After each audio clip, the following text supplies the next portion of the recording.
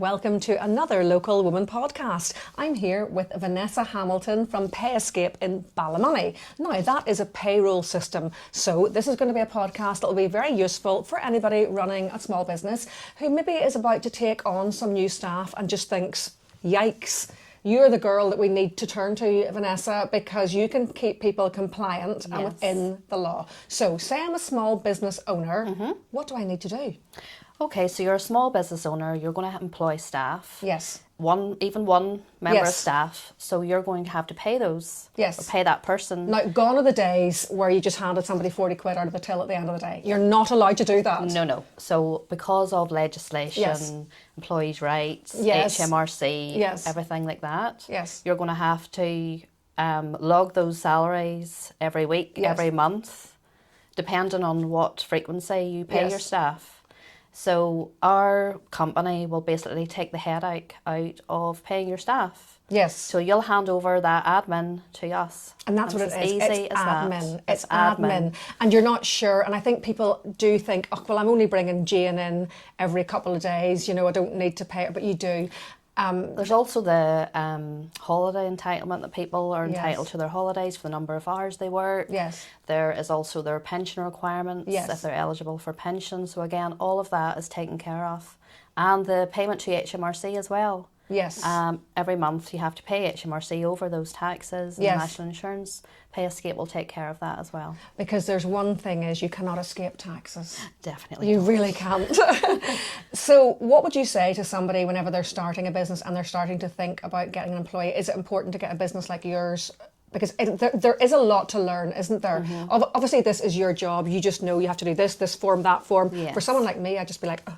No, so what would happen is you'll come to us and we will explain, we'll talk you through what the process will be, but really there's nothing that you have to do. No, you just apart from give your employee details and we take care of the rest.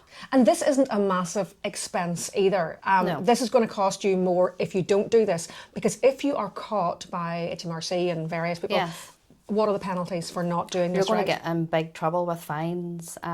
You could also face tribunal costs. Yes, with your staff that's as it. Well. I mean, as a journalist, I see this a lot. This is very costly if you don't do it right. Yes. And for the sake of, and it's not that expensive to employ somebody like you because you're not a full-time employee. You're just that's right. Yeah. It's cheaper to actually outsource payroll to us than employing somebody in your business to take care of payroll. To employ, say, a bookkeeper or somebody who maybe thinks they know how to do it. Yeah, there's lots of people that think they know payroll, and payroll is more complex. And it changes. Yeah, and it changes with legislation. Government bring in new rules and regulations. Every April there'll be updates as well.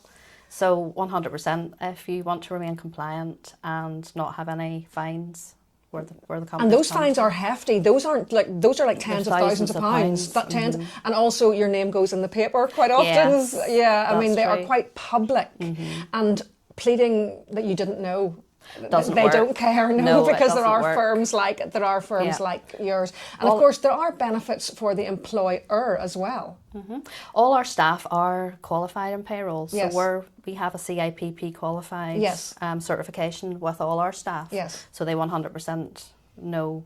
This is easy. This is what they do. Yes, that's their bread and butter. That's their bread and butter. Whereas, I mean, I don't know for the likes of someone who just wouldn't have a clue. Things change all the time, especially with HR law as well. They really do. And then so you do HR as well. This is another. That's obviously human resources. Yes. So you know all that, and it's expensive. Most small businesses in Northern Ireland don't have their own HR. They outsource it to somebody like you. Yes. So again, HR changes with every case that's heard in tribunals. Then the law changes. It's not just. It's nearly. Every week, every month, there's a case comes to court, and then the law changes because of that. So you've got to do constant keeping up with that. You're constantly keeping up with that. So we have again qualified people in HR, and that keeps people right, because these days we do live in a society that people do sort of know their rights a little bit more. 100% employees. People will go to labour relations and things like that, and they will join unions. Yeah. So you've got to keep it right. To keep it right. And it's not that difficult to keep it right. It's not expensive. Rather than hiring an HR consultant, it's cheaper to outsource it. So when it comes to your business, would you be on like a retainer each month, or would you do piecemeal probably over time? Mostly it would be on a retainer each month, but some clients will come and then we can charge hourly for fees, or if they have projects that they need new contracts, we can do that as well. Contracts, that's very important. A lot of people appear to work with no contract. Well, again, to me, that's part and parcel of you're employing somebody. You have to give them a contract. Yes. What happens if you are employing somebody and they don't have a contract? They just kind of, I think you're leaving yourself open as an employer. Well, you are, because I think Northern Ireland, because we're a small place and we all sort of are friends with each other, there is this, I'll just get Jenny to come in for a few hours, and no, not anymore. No, definitely. And we do notice in the industry that small companies are coming to us for that advice. Let's get this nailed down properly. And it works for the employer as well, because then they can lay out their expectations and their policies as well. This is what we do, and if you don't do it, I'm going to do this. And this is the steps that we will take if you don't comply. So everybody knows what the rules are then when they start employment. Because there's nothing worse than being an employer and having an absolutely, useless employee, and you can't do anything about it because you have no contract, and that's what they've always done. And you can't get rid of them. That's true. So it's a binding contract whenever you start employment. These are the rules. You stick to them. You won't get in trouble.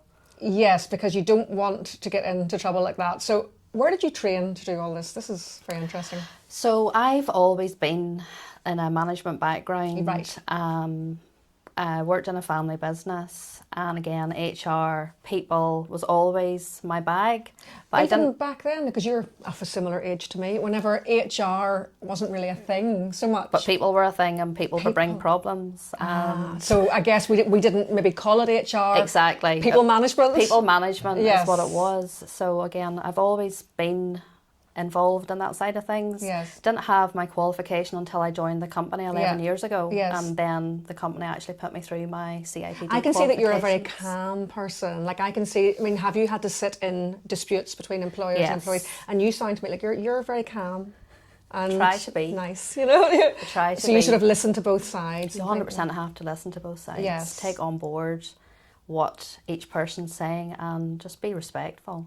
And try and work out what's just feelings and what's... what's factual. Yes, there's a lot of I feel this and I feel that, and you're like, that's feelings don't, it's facts. In HR, it's facts and it's processes. Because bullying in the workplace is only something that's really come up, obviously... Back in our day, Vanessa, we worked in, whenever we were working as waitresses and stuff, whenever we were 14 years old and you were routinely bullied, that just wouldn't happen these days. No. Or you like to think it wouldn't happen. No, it wouldn't. But again, there are procedures if you have things in place for bullying and harassment. Because you do look back at some of the scrapes you got into whenever you were younger. Yeah, and some of my employers, like back in the day, like they definitely did not have any HR training. No, they would be marched out of the building now whenever they screamed and shouted at you. 100%, but you know what? It kind of toughened you up. Well, it did toughen you up, didn't it? Like, what would you say now? A lot of people complain about younger people these days, and they won't do anything they're told, and they all think they've all these rights. Apparently now, whenever a young person goes into a job, now would have been like very much, please give me this job. They're like, what can you offer me? What do you think of that? I think that young people are in a great position, is what I think. They have loads of choices, great opportunities. But I do think some of that old school should be brought back again. A little bit. Sometimes they could toughen up. Yes. A bit more resilient. Some of them are a bit snowflakey, I would say. And can you sort of work with that, through your HR? Can you help? You can help businesses navigate this, because you bring up this snowflakey thing, and people of my age, I'm 52, we do look and think, really? You couldn't cope with that? Okay, right. So you have to be mindful. You will help an employer deal with snowflakes. Yes, exactly. How to navigate the snowflakes. Employment, people, especially younger people, they have different concepts of what really employment should be. They're not like us. But you have to take on board, that's what they think, and you have to be respectful of what they think and try to work with it to get the best out of them in your employment and then employment. And probably now has never been a better time with we're Gen Xers, if you're employing a Gen Z, you need a contract. 100%. Because otherwise there'll be a lot of confusion. Even things like social media use within the workplace. That's right. There's policies for everything. Yes. AI policies, social media policies. There's policies on everything. But again, it's important to have those in place because then whenever somebody does something wrong, you can pull them and say, there was a social media policy. You shouldn't have been wearing our branded logo out at the pub. Getting drunk and doing shots. Yeah. Yes, of course. Yes, of course. Yes. And then, of course, you can help the employer as well. Like, you aren't allowed, funny enough, you aren't allowed to shout and scream at people these days, the way we were shouting and screaming. Well, that's true, yes. But we try not to. We try not to, yeah. Try not to, but yes, you're not allowed to do that. So that I think that's great. So, you're the lady that can keep the business running, all that headachy stuff, all that headachy... all the admin that people that running businesses don't have time to do. I just feel there's people walking on tightropes at the minute hoping that something bad's not going to happen, and it very much will happen. If you're better putting your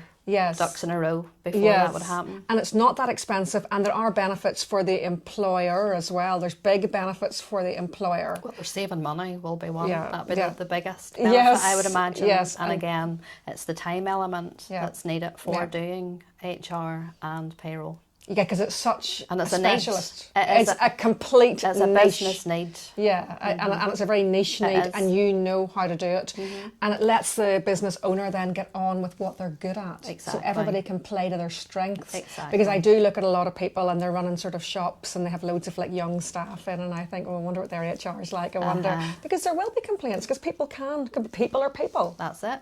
That's it. So where can people get in touch with you, Vanessa? So if you contact us, we have obviously our website. Which is Payescape. Payescape.com. Yes. Or ring.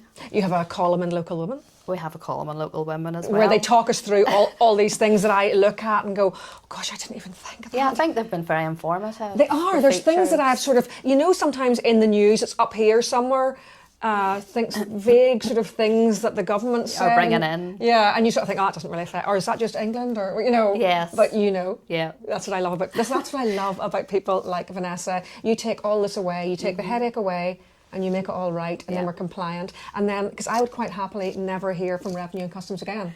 Oh, yeah. If you're listening, I would try ringing them to see how you get on trying to get through even. Yeah. 3/4 of an hour in hold. I don't want to ever hear from them again. So this is why you need people like you, Vanessa, the experts. And you work all across Northern Ireland. And the UK as well, mainland. Mainland UK as well, right. Because, of course, these days we don't actually have to go into your office. That's right. We don't actually have to ever meet you. That's right. We can just listen. And the legislation is different in mainland than some of the legislation. Some of the legislation is different in the mainland. Which is handy if anybody is maybe English and has businesses based here and they think the legislation's the same. Yeah. And it's not, because we're a bit different. What is different? Holiday entitlements and things like that? Yeah, there's just different anomalies or disciplinary procedures as well. Yes, but you know all that. There's like 2 steps in mainland and 3 in NI. Right, so if you want to discipline we get more. Yeah. We get more leeway here. We could be bad more 3 steps, times. More steps to take before we're given the old yeah. before we're given our P45 and sent around. Well, let's hope that won't affect any of us, Vanessa. And well, if you need, just in case if you need any, I will. I'm actually just putting it on speed dial here, Vanessa. You need any advice? I will. We all need advice, and particularly whenever we're trying to run our businesses and grow them and keep them sustainable, we need people like you on board. Thank you very much for coming in and explaining all this. Do follow her column; it is really interesting and informative as well. And get in touch if you have any business needs. Thanks a million.